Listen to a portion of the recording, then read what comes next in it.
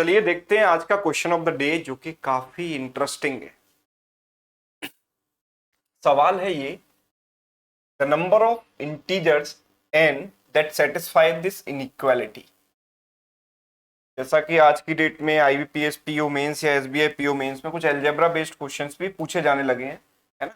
तो कोई बड़ी बात नहीं है कि इस टाइप का सवाल भी आपसे पूछ ले, जो कि मॉड्यूलस से related. Mod n minus 60 less than mod n minus 100 less than mod n minus 20, है ना। तो मॉड का मतलब क्या होता है? हमेशा किसी भी चीज की पॉजिटिव वैल्यू, है ना। अगर मैं n माइनस 60 बोल रहा हूं तो n और 60 का डिफरेंस है। अब n 60 से छोटा भी हो सकता है, बड़ा भी हो सकता है, पर मॉड रिप्रेजेंट करेगा उन दोनों के डिफरेंस की पॉजिटिव वैल्यू। अगर मैं n की वैल्यू सपोज 20 लेता हूं, 20 माइनस 60 होगी, तो ये हो जाएगा माइनस का 40। लेकिन जब मैंने इसमें मॉड लगा दिया मतलब इसकी पॉजिटिव वैल्यू आ गई। क्या मैं ये भी कह सकता हूं कि ये जो वैल्यू आ रही है वो इन दोनों के बीच की डिस्टेंस है on number line. Number line पर अगर मैं 20 और 60 को लिखूंगा तो 20 और 60 के बीच की दूरी होगी 40, है ना। तो इस अप्रोच के साथ हम चलते हैं इस सवाल में, है ना। मैं ये मानता हूं कि n माइनस 60 रिप्रेजेंट करता है, मॉड n माइनस 60 रिप्रेजेंट करता है n और 60 के बीच की दूरी। मॉड n माइनस 100 रिप्रेजेंट करता है n और 100 के बीच की दूरी। और n माइनस 20 रिप्रेजेंट करता है n और 20 के बीच की दूरी। अगर आप इसको ओपन करके पॉजिटिव नेगेटिव सारे केसेस बनाकर सॉल्व करोगे तो सॉल्यूशन बहुत लेंथी हो जाएगा। तो हम जो डिस्टेंस वाली अप्रोच है उससे जाएंगे और तुरंत ये सवाल सॉल्व हो जाएगा। तो सबसे पहले मैं इस वाली इनइक्वालिटी पर ध्यान देता हूं। n माइनस 20 को बाद में लाएंगे पिक्चर में। देखो n माइनस 60 और n माइनस 100, मैंने अगर नंबर लाइन पर 60 और 100 ड्रॉ किया तो सपोज 60 यहां पर है और 100 है यहां पर, राइट। 60 यहां पर है, 100 यहां पर है। और सपोज मैं 20 को भी ले लेता हूं, है ना, तीनों को ही कंसीडर कर लो। लेकिन पहले हम इसकी बात करेंगे। तो 20 मैंने यहां लिया, ठीक है। 60 कहीं यहां पर लिया, या सपोज चलो 60 और 100 को ही ले लेते हैं पहले, है ना। 60 और 100 को देख लेते हैं। तो n कहीं पर भी होगा, n की जो 60 से दूरी है वो n की 100 से जो डिस्टेंस है उससे कम होनी चाहिए, बिकॉज लेस है ना।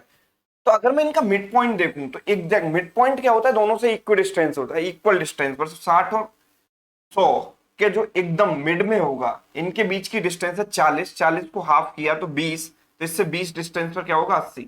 मतलब इनका जो मिड पॉइंट है वो 80 है। आप ऐसे भी कर सकते थे, 100 plus 60 divide by 100 plus 60 by 2 is 80। Average हमेशा मिड में होता है, तो 80 यहां पर मिड पॉइंट है।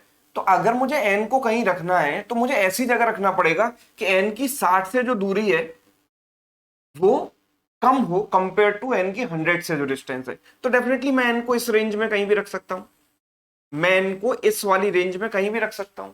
अगर मैं कभी एन को यहां रखूंगा तो एन की 60 से जो डिस्टेंस है वो कम होगी और 100 से डिस्टेंस ज्यादा होगी। That means I can take the values of an age 60, 61, 62 up to 79। अब आप कहोगे सर 80 क्यों नहीं लिया आपने? अगर 80 लेता तो n को अगर मैं यहां रख दूंगा तो n की 60 से दूरी और 100 से दूरी इक्वल हो जाएगी, और इक्वल अलाउड नहीं है। जब लेस देन बोला है ना, तो इक्वल इज नॉट अलाउड, है ना। तो इक्वल हम नहीं ले सकते, सो दैट्स व्हाई हम n को 80 नहीं ले सकते। 60 लेंगे चलेगा, है ना, पर 80 नहीं ले। अगर 60 ले रहे हैं तो इसका मतलब क्या है? 60 माइनस 60 जीरो हो गया, है ना। n की 60 से डिस्टेंस जीरो हो गई और इससे डिस्टेंस हो गई 40। Zero is less than 40, that is okay, है ना। तो यहां से तो ये आया निकलकर। अब मैं इन दोनों को कंसीडर करता हूं जरा, है ना। Mod n minus 100 is less than mod n minus 20। तो मैंने एक जगह लिया 20 और यहां पर लिया 100। इनके मिड में क्या होगा? इन दोनों का एवरेज 100 प्लस 20 बाई 2 यानी कि 60। इनके मिड में आया 60। तो n को मुझे ऐसी जगह रखना है जहां पर n की 100 से जो डिस्टेंस है वो कम हो कंपेयर टू n की 20 से डिस्टेंस। तो n को मैं कहां रखना चाहूंगा?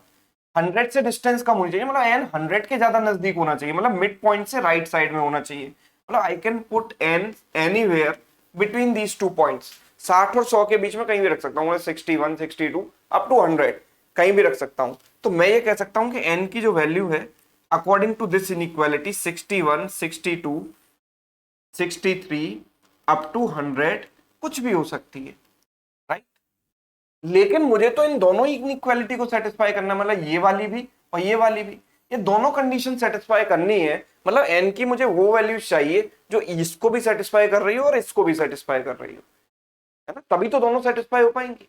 तो एन की कॉमन वैल्यूज कौन कौन सी है इनमें, आप ये देखो। तो यहाँ 60 तो नहीं है ना, 60 नहीं है। तो इन दोनों में कॉमन वैल्यूज मैंने देखी कि एन की वैल्यू 60 यहाँ पर तो है पर यहाँ नहीं है। तो 61 से स्टार्ट करते हैं, 62 अप टू 79 तक। देखो 61 से 79 यहाँ पर भी है और यहाँ पर भी, तो दोनों को सेटिस्फाई कर जाएंगी। तो एन की ये वो वैल्यूज हैं जो इन दोनों को सेटिस्फाई कर देंगी, मतलब इस पूरी इनइक्वालिटी को सेटिस्फाई कर देंगी। तो कितनी वैल्यूज है 61 से 79 तक? 19 वैल्यूज आर देयर। तो my answer is what? 19। Clear है सभी को? यस।